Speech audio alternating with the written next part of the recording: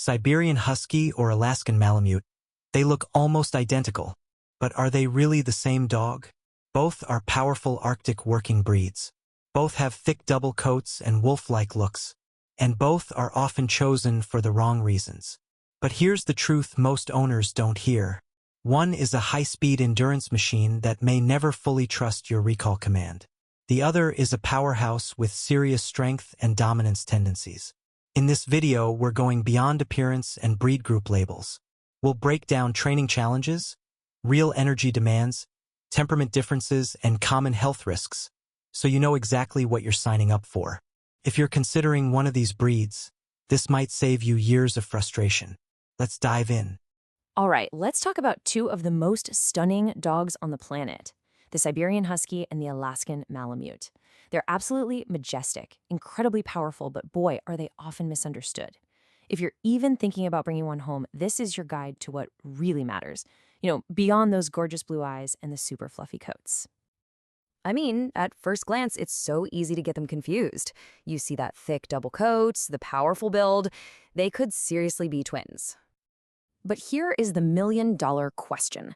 While they might share a look, are their needs just totally different?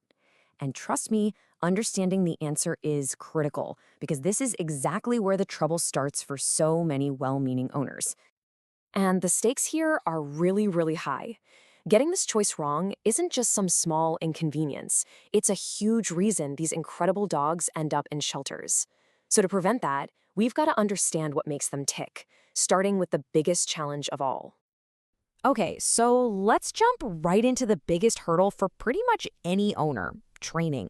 And this isn't about them not being smart enough. Oh no, it's about them having a massive surplus of independence.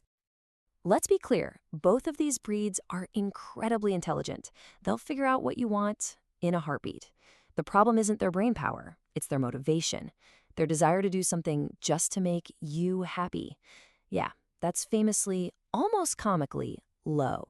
The Siberian Husky is the poster child for this. They are brilliant for sure, especially at solving problems. But what motivates them is their own curiosity, not you. They hear your command, they totally understand it, and then they make a conscious choice about whether it's more interesting than, say, that leaf blowing across the yard. Spoiler alert, the leaf almost always wins. And that leads us to the #1 safety issue: recall. For a husky, the big wide world is just way too exciting to bother coming back when you call. You'll hear countless owners say they can never fully trust their huskies off-leash.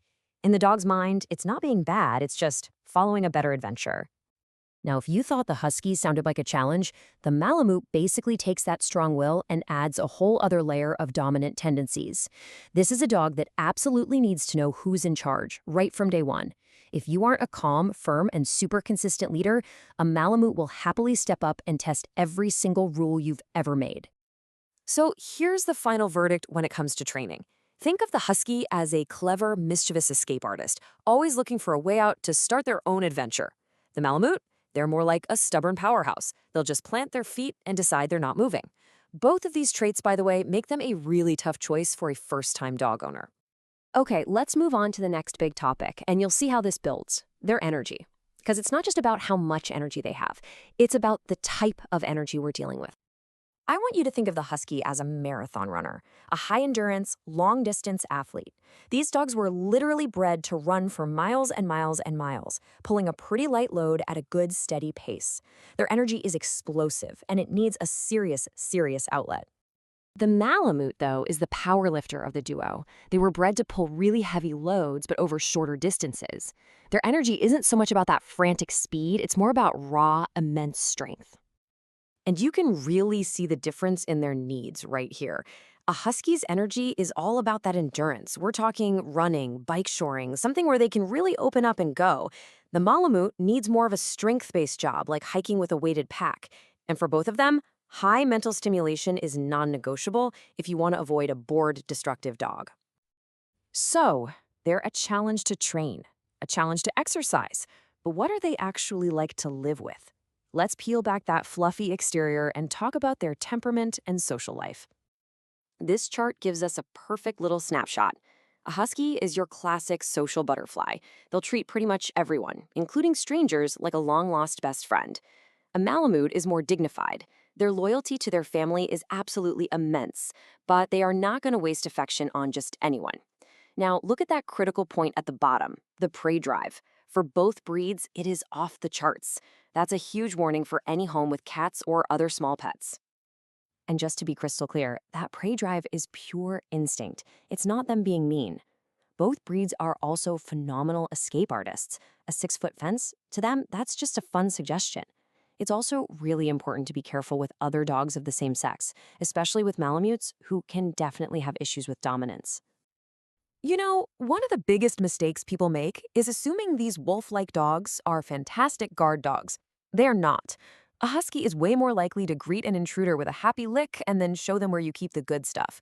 They're just way too friendly for that kind of work. Okay, deep breath. We've covered training, energy, and what they're like at home. Now let's pull this all together into a clear guide to help you figure out what's the right choice for your life. So, who should actually get a husky?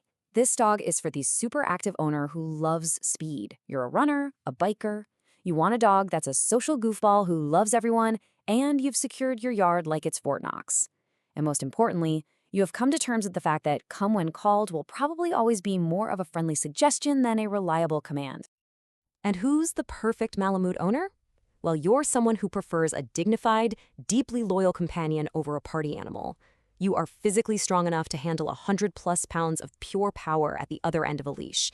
And ideally, you've got some real-world experience managing strong-willed, dominant breeds. This right here is the single most important thing to take away from all of this. These are not just fluffy dogs. They are true working Arctic breeds, and they have a serious, deeply ingrained drive to do what they were bred for. Their incredible beauty is just a side effect of their function.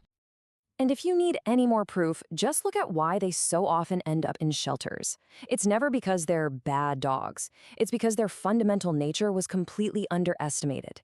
Their massive need for exercise, the sheer challenge of their independence, and just how hard they can be to train. These are the exact things we've been talking about. So, when all is said and done, the real question isn't just which dog you like better. The question is, which one of these Arctic challenges are you truly prepared for and even excited to take on? Because with these breeds, you aren't just getting a pet, you are signing up for a whole new lifestyle. Like this video, subscribe to the channel, and press the bell icon. That way you'll never miss an update. Thanks for watching.